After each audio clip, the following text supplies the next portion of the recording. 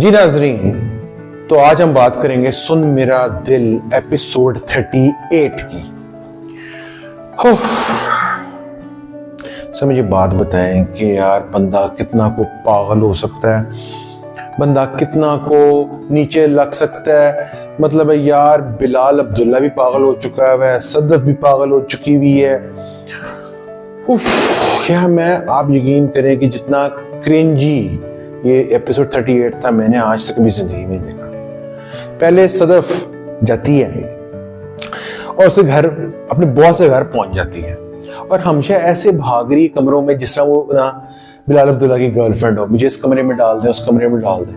और मजे की बात आप चेक करें कि पूरा घर लड़कियों से भरा हुआ है जी, या उसकी सेक्रेटरीज हैं या काम करने वाली हैं, पता नहीं यार।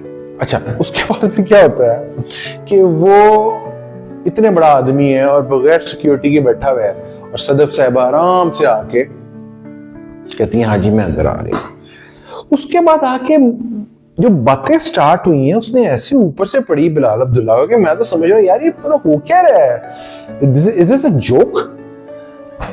मतलब मजाक है यार, आपस में बात है कि मैंने ये किया वो किया। मैं उसमें अगर बातों में जाऊं तो मैं तो पागल हो जाऊं। खैर, उसके बाद जी बिलाल अब्दुल्ला साहब जो है वो भीगी बिल्ली की तरह चले जाते हैं। अच्छा, अम्मार जिसकी सेल्फ स्टीम 0/0 है, ठीक है, वो फिर पहुंचा हुआ, हाँ जी मैं गोलियां खा लेता हूं। फिर वो उसको बुला के पूरा उसका 15 मिनट का सीन है जिसमें वो उसको गोलियां खिलाने लगी है। पूरा उसका पेपर वर्क उसे तैयार कर दिया। यार बात है करने वाली, हमें क्या दिखा रहे हो यार आप लोग। और वो भाग जाता है और उसके बाद वो साइको की तरह उसको दोबारा फोन करके कहती है तुमने खाई नहीं। यार ये मतलब औरत का मतलब इसको मतलब पता है, और उसको ये कह रही है कि मैंने चॉकलेट डाला था उसके अंदर। यार कौन सा चॉकलेट डाला था, कौन सी चॉकलेट की गोलियां ऐसी होती है भैया? असल में इसने खिला के उसको मारना था। वो पहली दफा मेरे ख्याल से अम्मार ने अपना दिमाग चलाया है और वो चला गया, क्योंकि वो मजाक मजाक में मारा जाता, उसी तरह जिस तरह बिलाल अब्दुल्ला मारा जाता।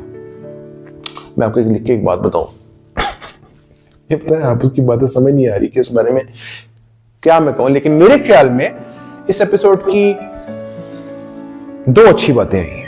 एक तो अम्मार ने गोलियां नहीं खाई, और दूसरा कि बिलाल अब्दुल्ला ने उसके रेजिग्नेशन एक्सेप्ट कर लिया।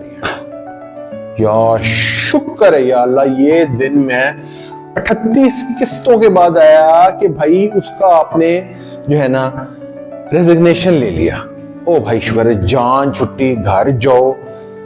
मतलब वो नहीं ये सोच रही कि उसने अब घर जाना है, उसकी तलाक होगी, उसने एक माँ है, बेटा है, अब आगे क्या करना उसको फर्क नहीं पड़ता भैया। उसने कहा भाई मैं जा रही हूं, ये जो मर्जी करते फिरे, आई डोंट केयर। मतलब आप जरा, और दुबई जैसी नौकरी को छोड़ के यार मतलब थोड़ा सोचता। लेकिन मुझे खुशी इस बात की कि बिलाल अब्दुल्ला ने ना सदफ को नौकरी से निकाल दिया, निकाला गया, उसे एक्सेप्ट कर लिया। ओ भाई यही बड़ा। आई होप कि ये कंक्लूड कर जाए मामला और इसका हम इख्तिताम देखें। और इख्तिताम जहां तक मुझे लग रहा है बिलाल अब्दुल्ला जो है वो नहीं लेता वापस सदफ को वापस, मेरा नहीं ख्याल। He will not be taking her back.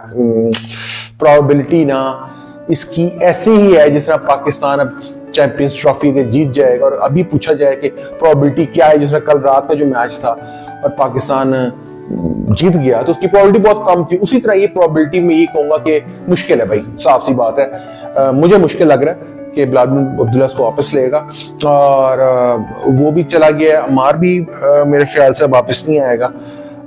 तो ये कंक्लूड कर जाएगा कि सदफ अपने घर खुश और सारे अपने घर खुश। तो अपना आप मुझे बताएं कि आपका ख्याल है कि एंड में क्या होगा, इसकी लास्ट एपिसोड क्या गुल खिलाएगी। Would love to know your comments, तो कमेंट बॉक्स में प्लीज मुझे बताएं कि आपका क्या ख्याल है।